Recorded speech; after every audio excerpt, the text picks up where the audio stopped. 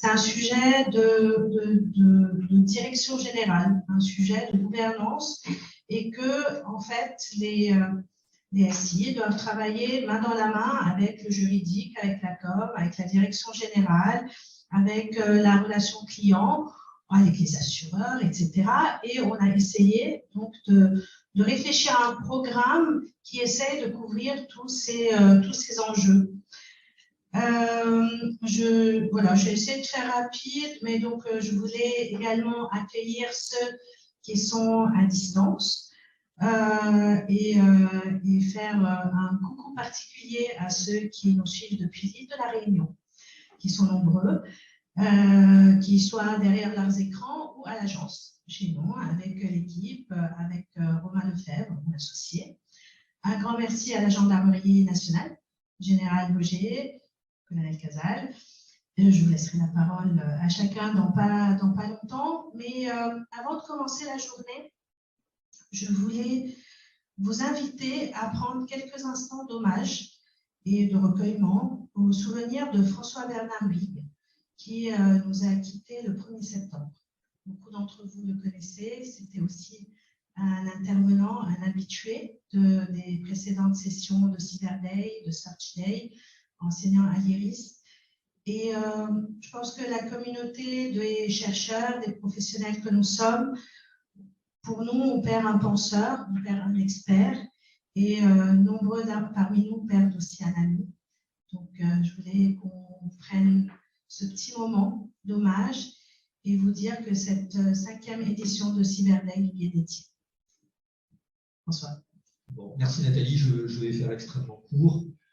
Juste peut-être un point de fond pour dire que l'enseignant et consultant en stratégie que je suis, et non pas en stratégie cyber, a vraiment la conviction que nous vivons un momentum. D'ailleurs, pas seulement sur le sujet cyber, hein, on voit que nous sommes dans un moment planétaire très singulier, avec beaucoup de défis qui se posent à nous. Et un des défis, c'est d'intégrer ces nouveaux risques, qui sont des risques technologiques, des risques environnementaux, des risques cyberpolitiques, et pour des stratèges, d'intégrer ce management des risques au plus proche des directions générales et non pas seulement sous un angle technique, ce qui a pu être le cas dans le passé sur le sujet cyber, qui était vraiment un sujet technique. Donc ce sera vraiment l'objet de toute la journée, d'évaluer, et vous avez le programme que vous pouvez voir, d'évaluer comment justement on peut intégrer cette gestion des risques cyber au plus haut niveau. Et alors ensuite, moi j'aimerais finir sur 2 points. Nathalie saluait nos amis réunionnais, et c'est un territoire que j'aime beaucoup, et je salue aussi mes amis sur ce territoire ultramarin. Et moi j'aimerais saluer, et c'est un peu la nouveauté de l'année, les très nombreuses personnes venant du continent africain, notamment de l'Afrique de l'Ouest et de l'Afrique centrale. Donc je sais qu'il y a des Burkinabés, des Sénégalais, des Maliens, des Togolais, des Ivoiriens, en Afrique centrale, des Camerounais, des Gabonais. Donc, amis de ce beau continent, nous vous saluons. On est vraiment particulièrement heureux que vous puissiez partager avec nous cette belle journée. Et pour finir, je vais faire l'introduction du premier intervenant et qui va introduire cette journée. Donc, mon camarade chef, le général de division Marc Boger de la Gendarmerie nationale. Donc, il va présenter, donc il est chef d'une structure assez récente, qui est le commandement de la gendarmerie dans le cyberespace, structure qui a été créée plus ou moins il y a 1 an, je pense, Marc, et donc qui est une des structures de l'État qui est en pointe. Alors évidemment, au niveau national, sur les problématiques de sécurité intérieure de notre pays, mais aussi, et je pense qu'il va l'évoquer, avec une réputation internationale tout à fait intéressante. Il contribue de manière assez spécifique au rayonnement de notre pays sur un sujet qui est vraiment stratégique. Donc, ce que je vous propose, je vais tout de suite laisser la parole à Marc, qui va introduire cette journée. Et donc, merci de t'être rendu disponible. Je sais personnellement à quel point tu vas occuper. Merci François.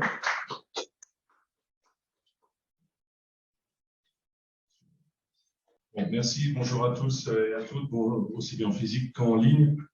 Donc effectivement, je suis le général Boget, j'ai l'honneur de diriger le commandement de la gendarmerie dans le cyberespace, on aura l'occasion d'y revenir. On va t'afficher la présentation. Je vois que super. Alors peut-être pour commencer, quelques éléments pour poser le débat. Tout d'abord, le cyber, on considère qu'il y a 4 piliers, 4 définitions possibles. La cybersécurité des systèmes d'information, c'est pas moi. C'est au ministère de l'Intérieur, le haut fonctionnaire de défense qui fait ça avec la chaîne SSI au sein du STSI carré pour ce qui concerne les forces de sécurité intérieure. La cyberdiplomatie, celle qui intervient sur toutes les instances internationales pour tout ce qui est travaux normatifs, etc. Ça, j'y participe. La cyberdéfense, ça, ce n'est pas moi. Cyberdéfense, c'est l'attaque des groupes de hackers, et ça, c'est réservé aux services de renseignement ou au ComCyber des armées lorsqu'ils sont sur un théâtre extérieur. Et la cybercriminalité, ça, c'est ma crèmerie, c'est de mettre en état de nuire ces escrocs, on aura l'occasion d'y revenir. Donc, le ComCyber gendarmerie, lui, c'est essentiellement la cybercriminalité avec un volet cyberdiplomatie. Ça, c'est le premier élément pour fixer le débat. Deuxième élément pour fixer le débat, la cybercriminalité, qu'est-ce que c'est? C'est un coût de 6 à 7 000 milliards de dollars au plan international, d'après les chiffres de 2020. C'est 1 500 milliards de revenus pour nos cyberdélinquants.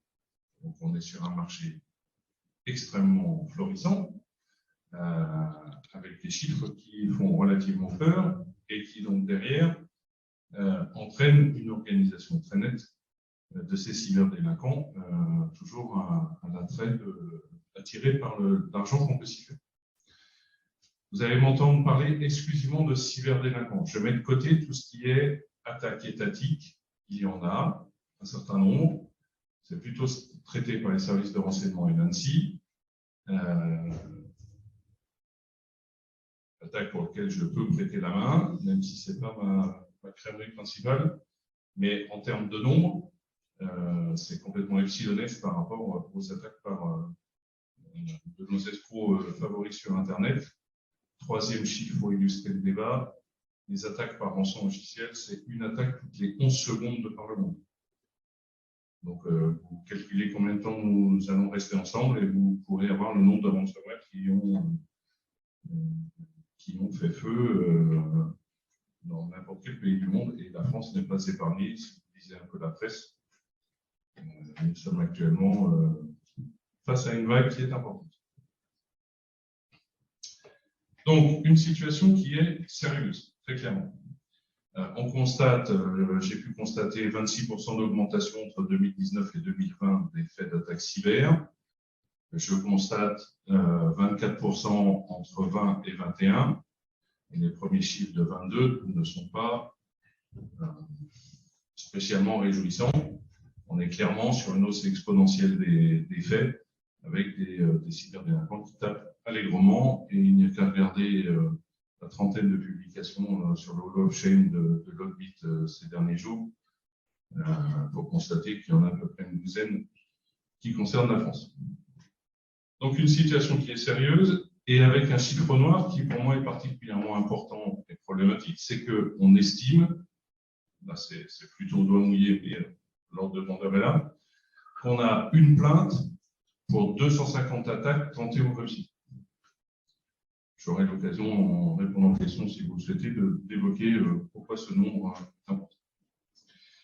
On a des entreprises qui sont de plus en plus touchées, pas seulement, mais une augmentation forte des entreprises. Très clairement, chaque fois qu'il y a un moyen de se faire de l'argent, les escrocs sont là.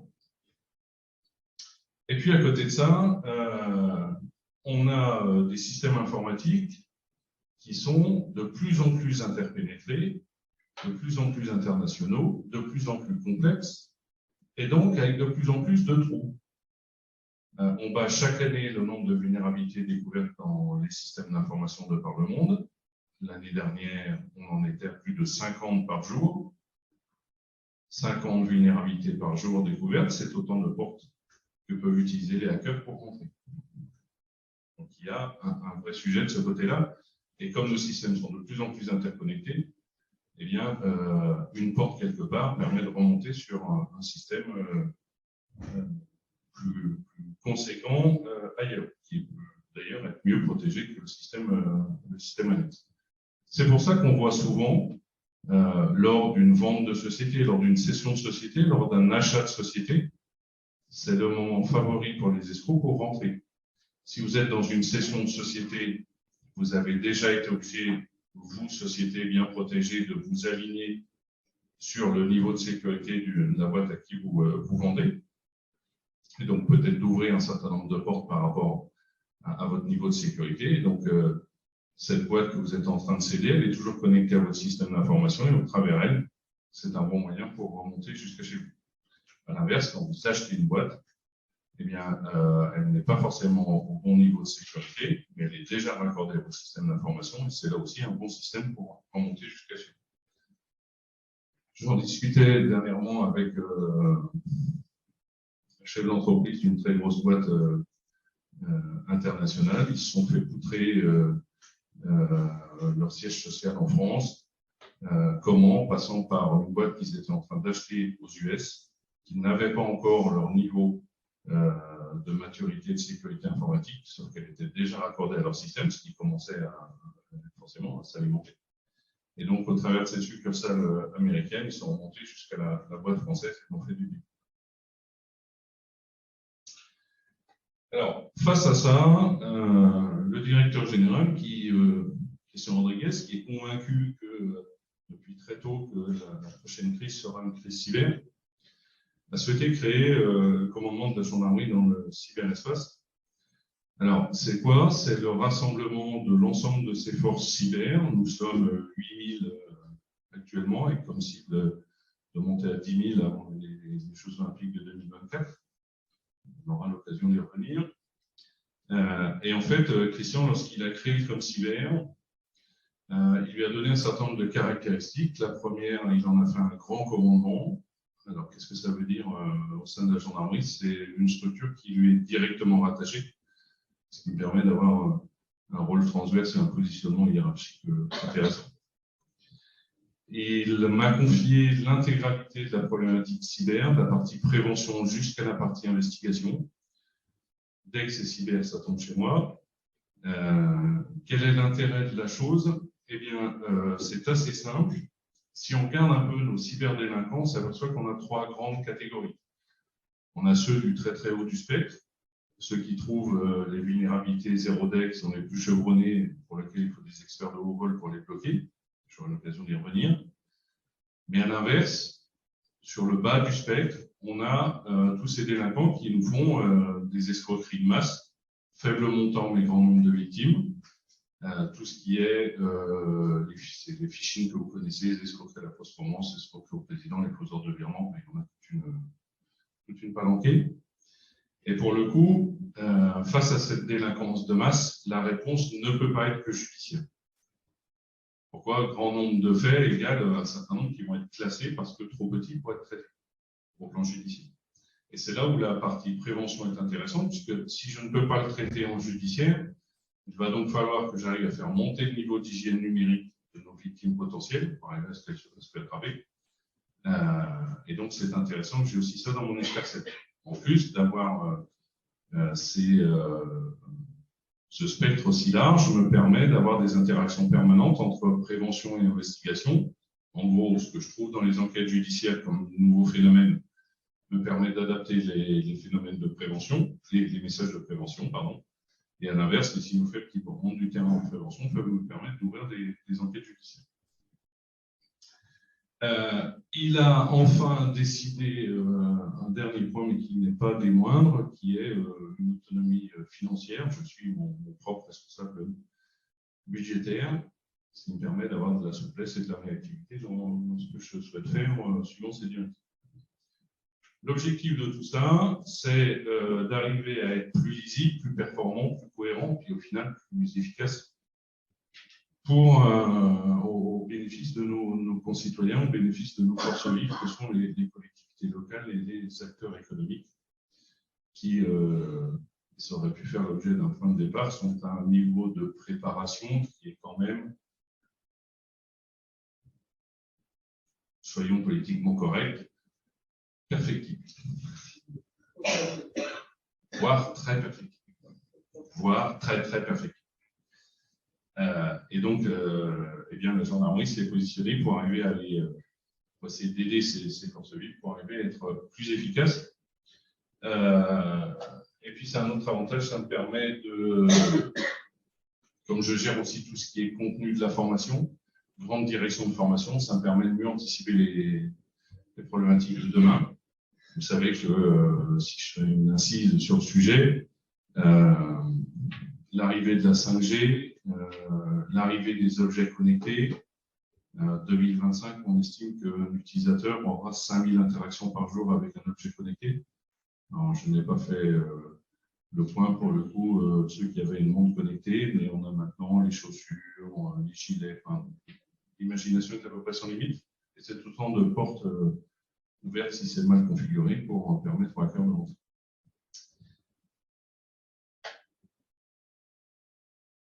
Alors, comment est-ce que l'on fonctionne en gendarmerie? Eh bien, on fonctionne suivant un principe de subsidiarité, qui est une notion qui est chère aux gendarmes. Qu'est-ce que c'est? Ça veut dire qu'on adapte le niveau de la réponse à l'attaque. Si je pars du bas, je ne sais pas si ça marche. Je vais le faire avec le doigt. Pour une problématique simple, j'ai des enquêteurs partout sur le territoire, vous le verrez tout à l'heure, qui sont à même de prendre en compte les sujets simples, qui sont formés à cet effet. Si c'est plus compliqué, c'est l'échelon départemental, où là, j'ai des enquêteurs qui sont formés quand même 1 an et demi au cyber, on est fait monter au niveau de la licence professionnelle sur le sujet en liaison avec l'Université de Troyes. Donc, qui viennent en appui et qui viennent s'agglomérer au niveau local. Si c'est encore plus compliqué, c'est le niveau régional, où là encore, j'ai des spécialistes et des enquêteurs spécialement formés au sujet qui viennent agglomérer l'échelon départemental et s'adosser à l'échelon territorial. Et si enfin on est sur le haut du spectre, j'ai ma pointe de la pyramide, ma pointe de tungstène suivant les moments, qui vient agréger tout le reste pour faire face au sujet. Sur ma pointe de pyramide au niveau national, vous voyez 4 divisions où l'on retrouve les divisions correspondant à l'ensemble du scope que j'évoquais tout à l'heure. Une division proximité numérique et tout ce qui va faire prévention, etc. Une division investigation numérique, on est de l'autre côté du spectre, c'est les enquêteurs les plus chevronnés, appuyés par des experts techniques de ma direction technique, et une division stratégique qui est la division transverse qui donne de l'allonge et de la vision et du recul. En termes de profil, investigation numérique, je suis sur des enquêteurs qui ont, pour les plus chevronnés, 20 à 25 ans dans le numérique. Expertise numérique, j'ai la chance d'avoir des experts un peu touchy. J'ai coutume de dire que moi qui ai un diplôme d'ingénieur, un DEA informatique et un master de l'École centrale Paris, je suis presque un des moins capés de la banque. Les gamins ont des CV, donc comme 2 bras et beaucoup plus de neurones que l'ancien que je suis. Et c'est quelque chose que l'on enrichit chaque année. La moitié sont docteurs d'État post-école d'ingénieur. On a à peu près, sur le domaine scientifique, on a à peu près 330 docteurs en gendarmerie. C'est quelque chose que l'on travaille beaucoup, parce que ça nous permet de rester à la pointe du point. Si vous avez été observateur, vous avez pu voir que sur le côté, je parle du GIGN, le groupe d'intervention de la gendarmerie nationale. Alors, vous le connaissez tous, c'est celui qui intervient sur les forces nées ou sur les opérations de très haute intensité. Il a également une division spécialisée dans la gestion de crise. Et c'est sur cette division que je m'appuie pour systématiquement, on y reviendra, quand on est appelé, envoyer un triptyque enquêteur PJ, expert technique et expert de la gestion de crise. Ça permet d'aider les victimes, et chez moi c'est systématique. Donc c'est soit le GI national, soit ces antennes régionales qui sont activées suivant la hauteur de la crise. Dernier élément qui est fondamental également, c'est celui qui est complètement à droite, les cyber-réservistes. La réserve, et vous savez, ce sont des gens dans le civil qui viennent donner un certain nombre de jours par an, qui viennent prêter la main au service de l'État. Moi, j'y crois beaucoup. Ma réserve gendarmerie, quand j'ai commencé, j'ai identifié à peu près 150 réservistes cyber. On en a 250 désormais. Ma cible est de monter à 1000 parce que c'est un réel plus pour nos services, parce que ça me permet de capter des compétences que je n'ai pas forcément en interne de la maison. Alors, je vous en ai parlé. Une des spécificités de la gendarmerie, c'est son annonce dans les territoires. 8000 cyber-enquêteurs, moi j'en ai partout, dans tous les départements, dans toutes les brigades, que ce soit au plan national comme outre-mer. Pourquoi? Parce qu'il faut à la fois organiser une réponse locale lorsque une victime X ou Y se fait poutrer, et bien il faut tout de suite lui apporter un premier appui. Et puis, c'est ce qui me permet de jouer ce principe de subsidiarité, d'aller agréger mes moyens pour venir en appui de la victime en question. 12 antennes régionales pour le moment. L'objectif est de monter à 30 avant 2025, parce que le cyber est de plus en plus omniprésent. Et c'est pour ça qu'on continue à muscler le dispositif. Une unité particulière, Rennes, dans laquelle on trouve la brigade numérique, qui est également chez moi. La brigade numérique, c'est une unité de 35 militaires qui répond H24, 365 jours par an, non-stop, avec des gendarmes aussi de police judiciaire qui sont derrière magendarmerie.fr. Et ces gens-là vont offrir ce nouveau vecteur, ce nouveau canal d'information avec les gendarmes, qui est le canal numérique. On s'est aperçu qu'en fait, un certain nombre de personnes, par exemple de mon âge, avaient plutôt tendance à aller à la brigade et sonner à la porte de la brigade, ou demander aux gendarmes de passer leur domicile. À l'inverse, les plus jeunes sont beaucoup plus attirés par le vecteur numérique, ce canal numérique d'échange. Et donc, pour ça, on a monté depuis 4 ans la brigade numérique qui tourne à plein régime et qui gère, pour la petite histoire, également la plateforme des violences sexuelles et sexistes. Parce que là, pour le coup, ça correspond à un vrai besoin. Qu'est-ce que c'est que cette plateforme? C'est celle qui permet, via un vecteur numérique, à une personne victime de violences ou de faits sexistes, de rentrer en contact avec un enquêteur discrètement. Et on s'est aperçu que ça pouvait être compliqué d'aller jusqu'à la brigade quand on était une femme ou un homme battu. C'était plus simple de faire ça discrètement derrière son PC. Donc on a mis ça en place, on a formé les enquêteurs exprès, parce que c'est quand même quelque chose qui est relativement touchy à faire. Autant quand vous avez la personne chez vous à la brigade, il y a ce contact direct. Et même si vous avez une parole malheureuse ou à un moment où vous voyez que ça se passe pas très bien dans l'échange, vous pouvez, il y a une autre qui peut intervenir, et on a quand même plus ou moins captif en étant chez nous. Donc ça permet de rattraper le coup. Avec le vecteur numérique, il n'y a plus cette possibilité. Donc chaque mot malheureux peut entraîner une coupure de la liaison et donc une perte, entre guillemets, de la liaison avec la victime. Ce qui est dramatique. C'est des gens qui ont besoin d'être aidés. Alors, le ComCyber, on travaille dans un écosystème qui est particulièrement dense, avec un maître mot qui est le maître mot du cyber, de mon point de vue, c'est à savoir la coopération.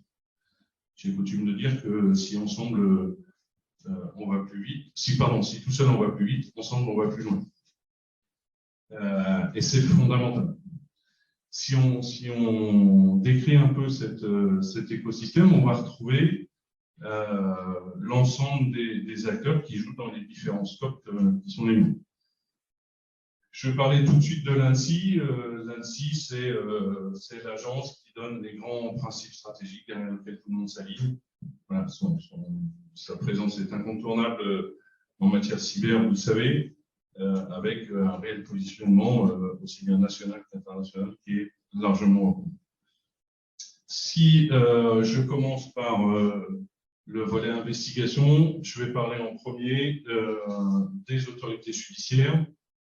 Eh bien, vous le savez, en France, toutes les forces de l'ordre travaillent sous l'autorité des magistrats pour ce qui concerne le judiciaire. Et pour ça, nous avons au parquet de Paris une section spécialisée, la section J3, qui est spécialisée dans le cyber, qui a ce qu'on appelle une compétence concurrente nationale, c'est-à-dire qu'elle est capable de se saisir de n'importe quel fait sur le territoire en disant « ça, je préempte, c'est pour moi ».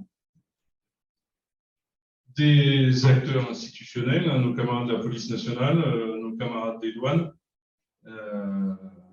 qui ont des structures qui sont efficaces et qui sont dynamiques. Les douanes, ils ont une cellule qui s'appelle Cyberdouane, qui est particulièrement efficace. Et puis, vous voyez tout de suite apparaître les partenaires internationaux et européens. Dans le cyber, les frontières n'existent pas. Ça n'a aucun sens de travailler en franco-français. Dans le cyber, les relations avec nos partenaires de par le monde sont quasi quotidiennes. La preuve, j'ai fait le point il n'y a pas bien longtemps, et je dois en être à, je crois, 16 réunions par mois en moyenne à l'international.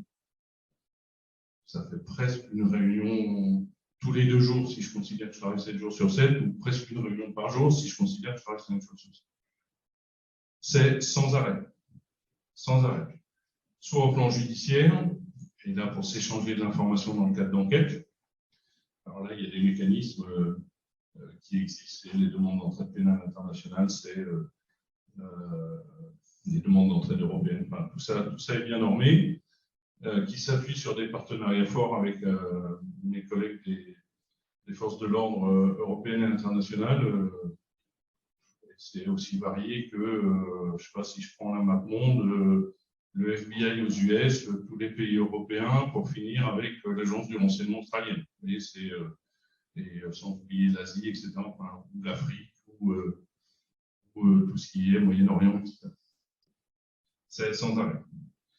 Pareil, au plan technique, des échanges extrêmement nourris, avec un mode de fonctionnement qui est un peu différent. C'est-à-dire qu'au plan technique, il n'y a pas de dispositif institutionnel qui existe. Vous avez des groupes très fermés d'experts. Vous avez quelque chose à apporter au débat, vous rentrez. Vous n'avez rien à apporter, vous ne rentrez pas. C'est vraiment sur le principe de la cooptation à la compétence technique. C'est pour ça que ma division technique, on travaille pour qu'elle reste sur un niveau d'excellence important.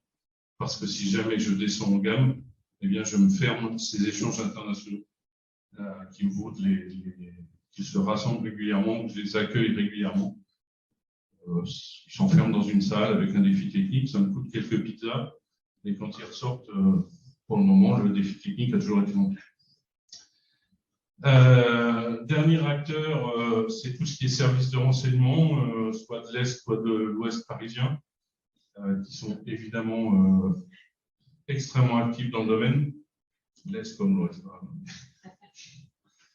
et avec lequel on travaille beaucoup forcément. Et avec tous ces acteurs, eh bien, on va travailler sur le volet investigation. À l'inverse, sur le volet prévention, un acteur qui va être extrêmement important, c'est ACIMA, qui gère cybermalveillance.gouv.fr. On travaille beaucoup avec les équipes de Jérôme Nota, et ça va encore s'amplifier. Mais c'est également tous les acteurs, soit institutionnels, éducation nationale, santé, enfin, il y a un certain nombre d'acteurs avec lesquels on travaille, tout ce qui est association d'élus, les régions de France, les villes rurales de France, l'Association des maires de France, je ne vais pas tout les citer, mais voilà, on travaille clairement avec eux.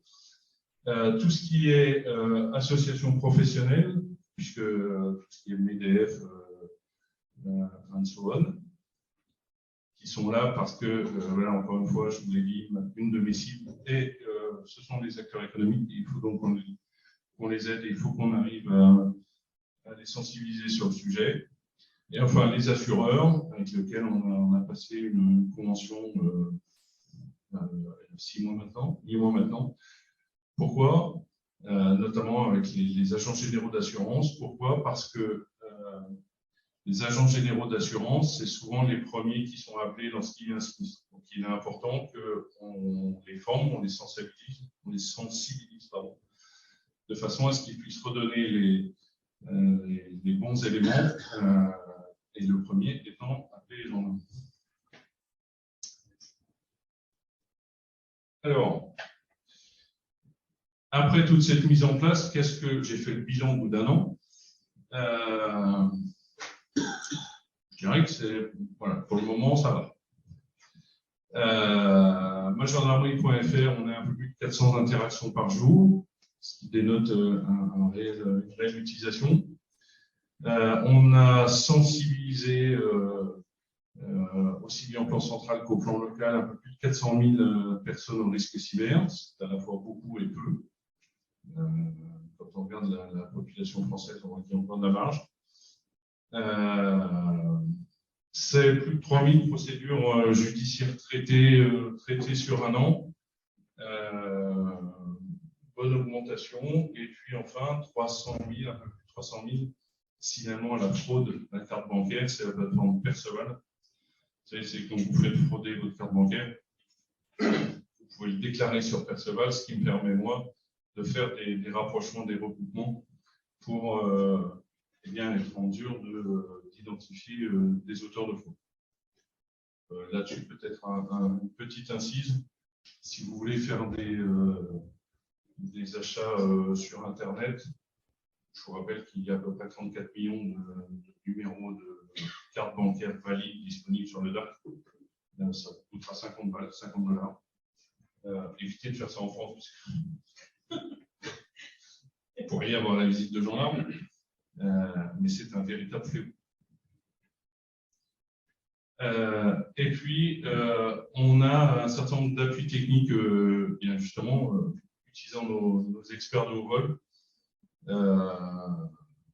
On a un peu plus de 70 réquisitions de haut niveau. Alors là, on est vraiment sur l'expertise de technique de très très haut niveau.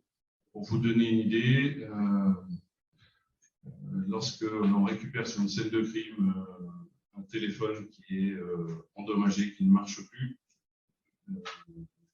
ne pensez pas qu'on n'arrive pas à récupérer quand même ce qu'il y a dedans, même quand la puce est endommagée, et juste pour illustrer mon propos, mes gars savent éraser la puce au laser. Ils ont déposé un brevet après avoir inventé une colle spéciale qui permet de refaire ce qu'on appelle les fils de bonding, qui sont des fils qui permettent de dialoguer avec la puce, de façon à refaire les fils et après se replanter dessus pour être capable de lire la mémoire profonde de la puce. Je vous dis, si on arrive à faire des trucs. C'est juste un. Ah ben c'est clair. Moi, l'avantage, c'est que moi, je n'ai pas de logique commerciale. Donc, le brevet et la colle spéciale qu'on a inventé, il y a à peu près que les gendarmes qui pourraient l'inventer, parce qu'il n'y a aucun marché derrière. Très clair, un industriel, ça ne l'intéresse absolument pas. Alors que moi, si. Et puis, voilà, on a aussi tout ce qui est travaux avec nos partenaires, y compris industriels. Je ne rentrerai pas dans les détails, mais voilà, on arrive à un niveau de performance qui est toujours à faire progresser, mais qui n'est pas trop mauvais. On a également en gendarmerie ce qu'on appelle le GUTI, qui est le guichet unique téléphonie. Ça ne veut à peu près rien dire. Téléphonie Internet, je crois. Ça veut à peu près rien dire. C'est quoi? C'est une cellule qui est spécialisée dans les échanges avec les opérateurs. notamment alors, les opérateurs téléphoniques dans le temps et maintenant tout ce qui est opérateur Internet.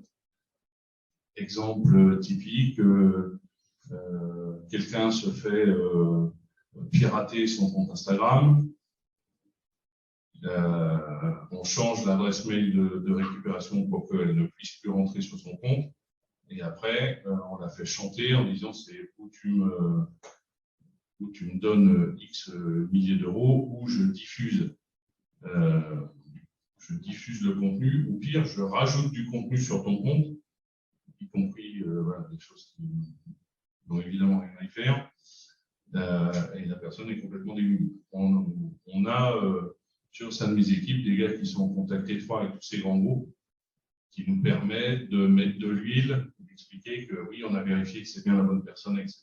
Donc, ok, votre procédure habituelle, c'est celle-là, mais là, il faudrait déroger au type de nos bonnes relations pour arriver à récupérer le compte pour permettre à la victime d'éviter de se faire exploiter.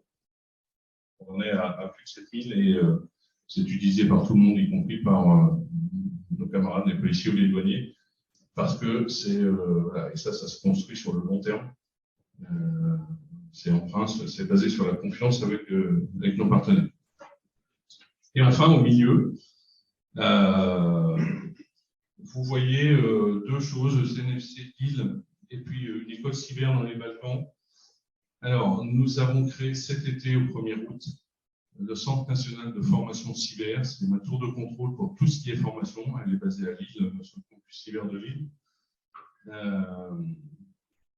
Alors, je dis nous avons créé, en fait, ça m'a échappé à peu près tout de suite, puisque la gendarmerie a créé le CNF Cyber, et le ministre a trouvé l'idée intelligente, en tout cas ça lui a plu, donc c'est devenu le centre ministériel de formation cyber. Ils sont complètement qu'on soit au courant. En tout cas, il a communiqué sur le sujet comme ça. Et ce qui est bien, parce que, rappelez-vous, le maître mot, ça doit être la coopération sur la formation, comme sur les autres sujets. Il faut qu'on travaille ensemble pour arriver à être plus performant. On travaille également sur ce qu'on appelle des ENVR, jargon européen, des écoles nationales à vocation régionale.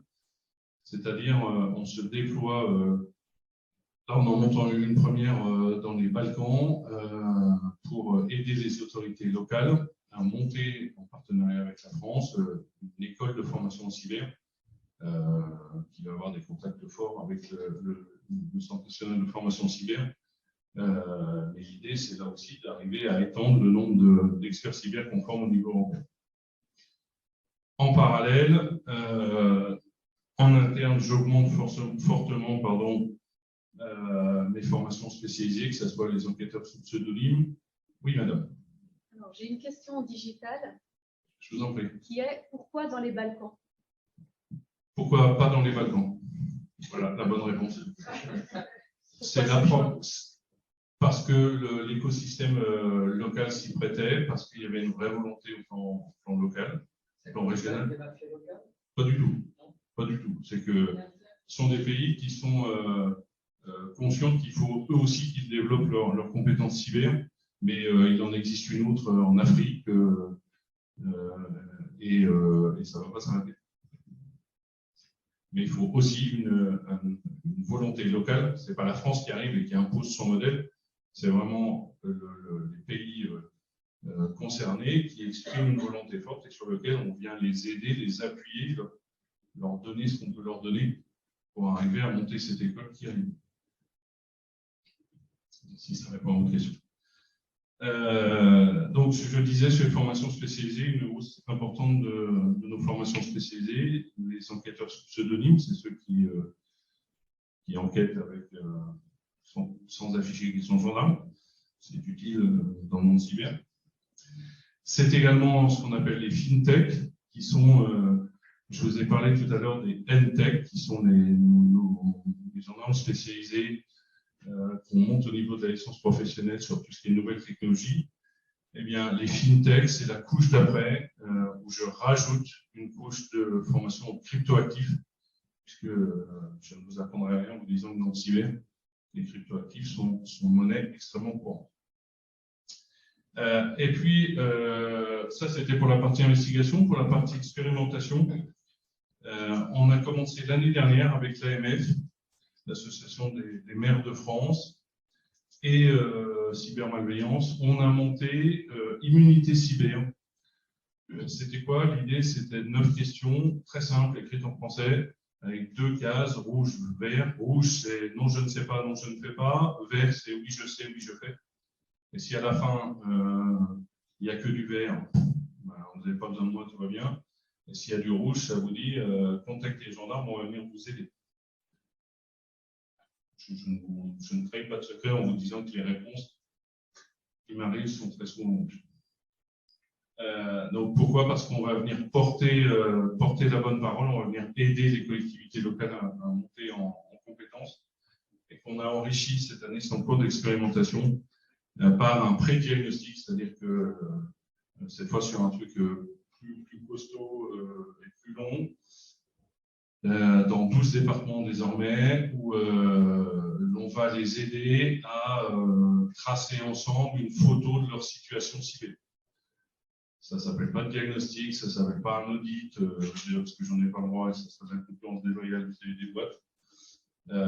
Mais c'est un pré-diagnostic pour qu'ils touchent du doigt l'état de leur situation. Avec 8 axes de réflexion et puis voilà, un radar tel qu'on le connaît, en disant bah là c'est plutôt pas mal, là c'est peut-être à travailler, avec à chaque fois tout ce qui est renvoi vers les pages de ressources importantes, que ce soit les experts de cybermalveillance, que ce soit les pages de l'ANSSI, etc. Et l'objectif, c'est voilà, de leur faire à chaque fois monter leur niveau d'hygiène numérique. Alors, j'en ai déjà un peu parlé, mais parce que j'y crois énormément. Si je prends un exemple concret, vous vous faites attaquer par, j'ai pris un rançon logiciel parce qu'on est sur le haut du spectre, et pour ça, j'ai pris l'exemple de Ragnar Locker, qui est un des grands groupes de hack pour ceux qui suivent. Il est apparu en France en septembre 2020, qui sont ce qu'on appelle les gens qui font de la chasse au gros. Ils s'introduisent longtemps à l'avance et ils sont sur des mondes de rançon extrêmement élevés. Ils sont sur un butin entre 70 et 100 millions de dollars. Donc, voilà, les zéros au vol, une capacité importante. Et bien, lorsque Ragnar Locker est apparu en France, il a créé une de ses premières grandes entreprises, le chef d'entreprise a eu la bonne réaction. Il a appelé tout de suite les gendarmes. Je ne fais pas de pub pour les gendarmes. Hein. Ceux qui veulent appeler les policiers appellent les policiers, mais on n'a pas la même façon de travailler. Moi, si vous m'appelez tout de suite, je déclenche immédiatement sur place un PC d'enquête au sein de vos locaux avec un triptyque que je sais marcher, des experts judiciaires, des experts techniques et des experts en gestion de crise. Alors, si je prends des experts en gestion de crise, en général, nos entreprises sont mal préparées, mais peu préparées à la crise. Et donc, c'est important de les aider face à la montagne de questions qu'ils ont à se poser, mais pour lesquelles, en général, ils n'ont pas trop bien réfléchi avant. Pendant que experts techniques et experts judiciaires vont essayer de récupérer tout de suite les éléments avant qu'ils soient effacés par le hacker qui, lui, va tout faire pour dissimuler ses traces. Et je sais que ça marche. La preuve, c'est que les gens de Ragnar Locker, un an après, presque jour pour jour, on allait les chercher dans un pays européen. On pilotait un groupe international avec, il y avait Europol, Interpol, le FBI, les Pays-Bas, les Anglais, je ne sais plus qui, et les Ukrainiens, parce que ça se passait en Ukraine. Et on allait les chercher un matin à 6 heures pour qu'ils s'expliquent sur leur activité. Donc moi, je sais que ça marche et c'est pour ça que je le fais systématiquement. Ça marche à la fois pour l'enquête, ça marche pour l'accompagnement des victimes et ça me paraît fondamental.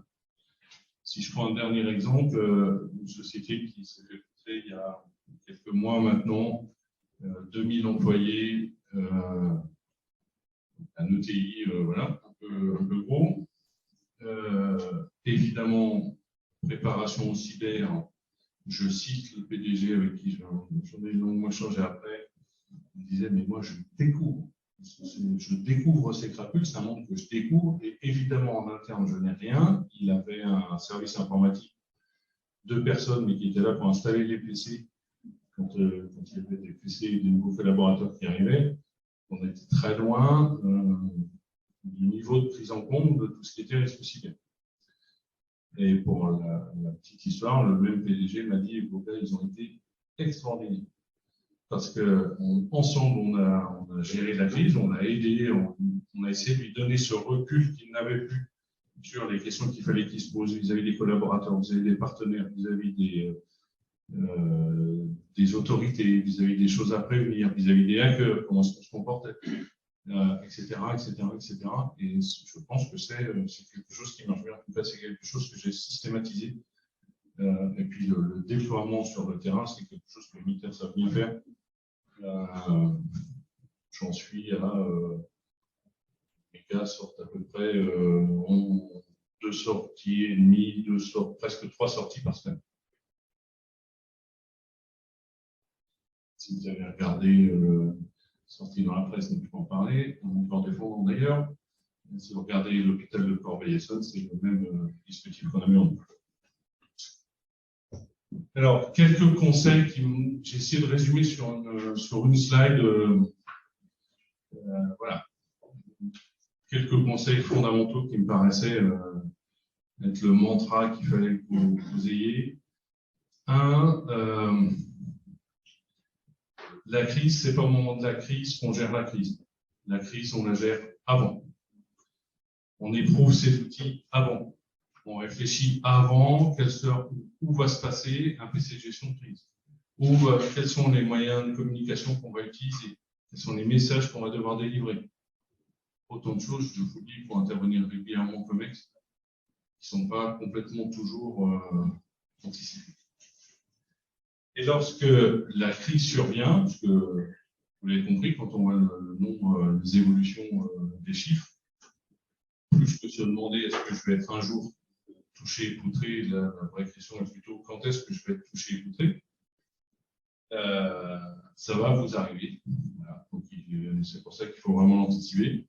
Et lorsque ça arrive, s'il vous plaît, contactez immédiatement, pour ce qui me concerne la gendarmerie, pas 3 semaines après avec un chargé d'affaires ou un PDG qui vient pour déposer plainte alors que le système a été remis d'aplomb.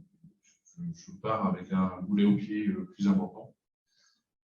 Contactez-moi immédiatement, j'enverrai du monde sur place et on va venir vous appuyer, vous aider.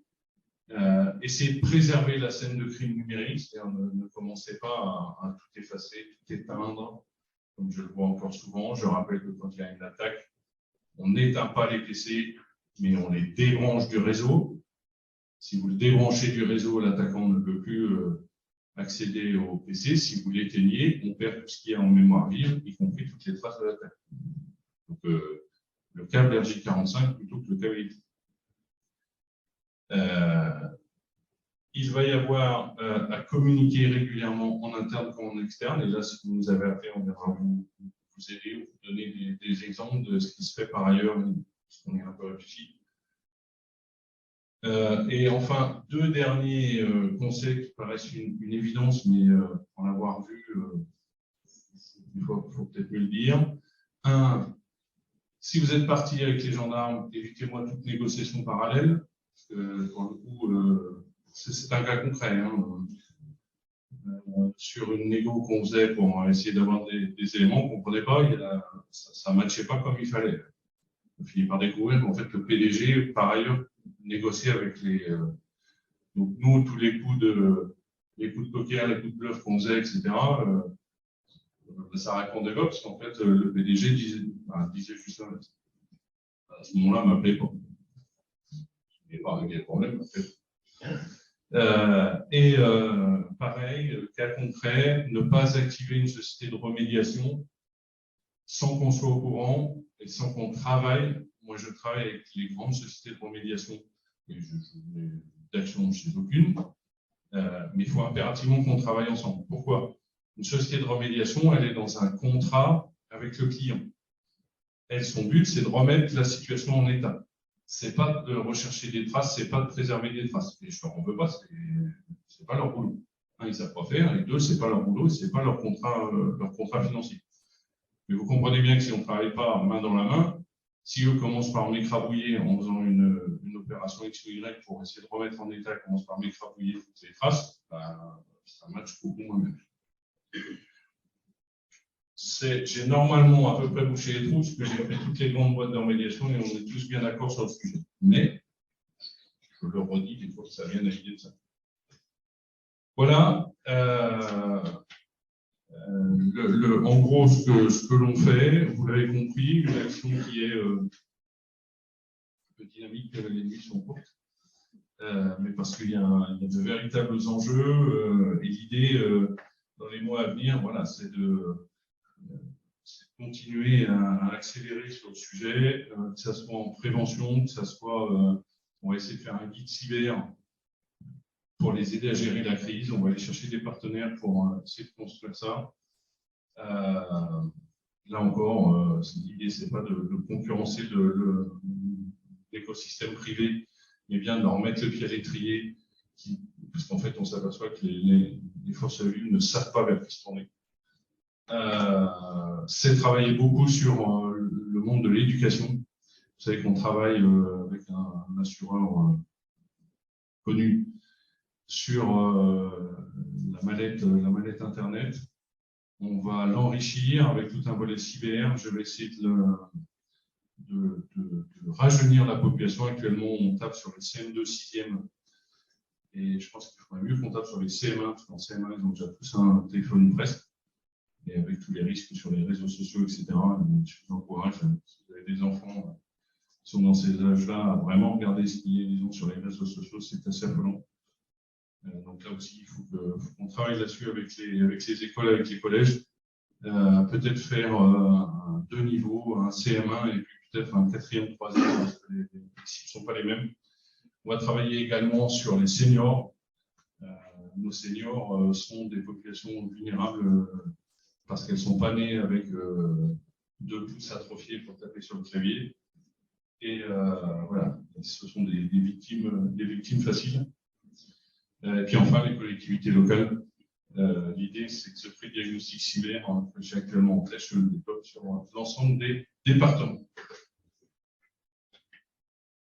Pour conclure, et s'il y avait 4 choses à retenir, je vous l'ai dit, 1, la collaboration obligatoire entre l'ensemble des acteurs, ça n'a aucun sens autrement. 2, le ComCyber travaille sur l'ensemble du spectre. Vous l'avez compris, je ne vous ai pas parlé de pédopornographie, parce qu'il est trop tôt bon matin pour évoquer le sujet. Là aussi, c'est un véritable fléau sur lequel mon Centre national d'analyse des images pédoporno travaille énormément, parce que un certain nombre de gens qu'il faut mettre hors d'état de nuire. Je travaille sur l'ensemble du territoire français, y compris Outre-mer. Et Outre-mer, on a aussi de vrais problèmes sur lesquels on investit. Et enfin, on essaie d'être en permanence à la pointe du progrès pour appréhender tout ce qui est nouvelles menaces.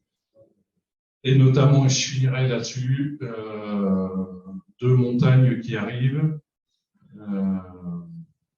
La première, elle s'appelle les Jeux Olympiques 2024. Juste pour poser le débat, hein, les Jeux Olympiques de Tokyo, 70 000 attaques avérées pendant les JO. Et j'enlève tout ce qui est petite attaque facile, hein, des vraies attaques 70 000 fois 9 par rapport aux JO de Londres. Et on s'attend au même type de coefficient multiplicateur entre Tokyo et Paris. Il va y avoir un peu de boulot. Donc celle-là, c'est la montagne qui arrive dans 2 ans et on aura un galop d'essai cet été, l'été prochain, avec la Coupe du Monde de rugby, qui devrait déjà nous amener son lot de plaisanteries. Premier retour, hein, pré-vente de billets pour la Coupe du Monde de rugby, 10% de fraude. on en est à plus de 300 000 billets. Quand je vous ai dit que pour les Jeux Olympiques, c'est 14 millions de billets, vous faites le calcul, si on est à peu près sur le même taux, je ne vois pas pourquoi on ne serait pas sur le même taux, il va y avoir un peu de travail pour vous. Donc voilà, deux montagnes qu'il va nous falloir franchir collectivement et auxquelles on se prépare activement. C'est pour ça que vous avez compris l'accélérateur et puis le plancher pour être fin prêt pour ces créneaux. Voilà, merci de votre attention.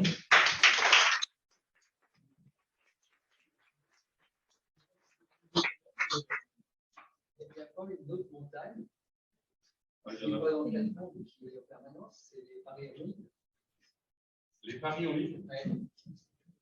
Alors, ça, c'est pas une montagne, c'est mon quotidien. Ouais. C'est quand même. Non, mais ça, c'est pas une montagne, c'est mon quotidien. Les paris en ligne, les escroqueries en tout genre, c'est mon quotidien. Mais par contre, ce que je sais, c'est que pour les JO, si on cible sur les paris en ligne, ça va exploser. Ouais. Voilà, c'est pour ça que je vous dis, j'essaie d'être fin prêt pour 2024. Oui, monsieur. Quelle serait votre vision sur la pertinence d'interdire le paiement des rançons logicielles? Il me semble que c'était le cas aussi. Alors, le paiement des rançons, vaste sujet. La version officielle et la bonne, c'est il ne faut jamais payer la rançon, on enrichit l'écosystème criminel. Ça, c'est la base qui est posée. Après, si on se pose et qu'on est un peu pragmatique, je peux aussi comprendre, même si je ne l'encourage pas, etc., mais je peux aussi comprendre qu'une boîte qui perd X dizaines de millions par jour parce qu'elle ne fonctionne plus et à qui on demande 5 ou 10 millions, finissent par payer parce qu'il en va de la survie de son entreprise. Et je peux être ayatollahesque et dire jamais il ne faut payer. J'arrive à comprendre que la boîte, c'est aussi une question de survie. Donc, dans le cadre de la LOPI, c'est ce qui a fait l'exemple dernièrement dans les médias. Il y a un article sur les assurances et le paiement des rançons. Les esprits chagrins ont lu, l'État encourage au paiement de la rançon. Non. Si vous regardez l'article, il est dit si jamais vous payez la rançon, vous pourrez être assuré sous réserve de déposer plainte dans les 48 heures auprès de police ou gendarmerie. Parce qu'en fait, moi, c'est ça qui m'intéresse. C'est qu'on, vous l'avez bien compris, c'est qu'on vient de déposer plainte tout de suite. Ça me permet de rétablir une petite vérité. Donc, je ne suis pas pour qu'on paye la rançon. Moi, ce qui m'importe, c'est qu'on vienne m'appeler tout de suite, parce que sinon, c'est compliqué pour travailler. Après, on peut se dire, non, mais il ne faut jamais payer la rançon. Et d'ailleurs, regardez aux US, on ne paye jamais les rançons, machin, etc. C'est complètement faux. La preuve, c'est que l'écosystème anglo-saxon des assurances remboursant le paiement des rançons, c'est celui qui est le plus développé. Et d'ailleurs, ce qui pose un souci aux assureurs français, c'est qu'ils savent très bien que s'ils n'assurent pas, eh bien, ce sont les anglo-saxons qui assureront à leur place. Et ça sera l'écosystème anglo-saxon. Je sais rien contre mes camarades anglais ou américains. Pensons aussi aux Français. Et c'est eux qui seront les premiers économiquement à se faire à profiter de ce business. Donc voilà, moi sur les assureurs, sur le paiement de la rançon, j'essaie d'être pragmatique. Autant faire se peut et battez-vous comme des fous pour ne pas payer la rançon. Et donc prenez les moyens, prenez les dispositions avant pour ne pas vous retrouver coincé et pour ne pas avoir à payer la rançon parce que vous enrichissez l'écosystème criminel. Maintenant, soyons aussi pragmatiques, ça peut arriver. Est-ce que c'est pas moyen pour remonter les filières? Le paiement de la rançon, Ouais. ça fait partie des pistes d'enquête possibles. Le débat est passionnant, mais je vous propose peut-être une dernière question. Juste une question en ligne, s'il vous plaît. Quels sont les moyens pour vous contacter dès le début de crise? C'est facile. Magendarmerie.fr, le 17, le numéro d'appel direct à la gendarmerie, le mail de votre brigade de gendarmerie, de votre groupement de gendarmerie. gendarmerie, pardon, le mien, comme cybergendarmerie.gendarmerie.intérieur.gouv.fr. Tout est bon, tout est disponible en ligne. Et après, moi, je gère. Merci beaucoup. Merci à vous.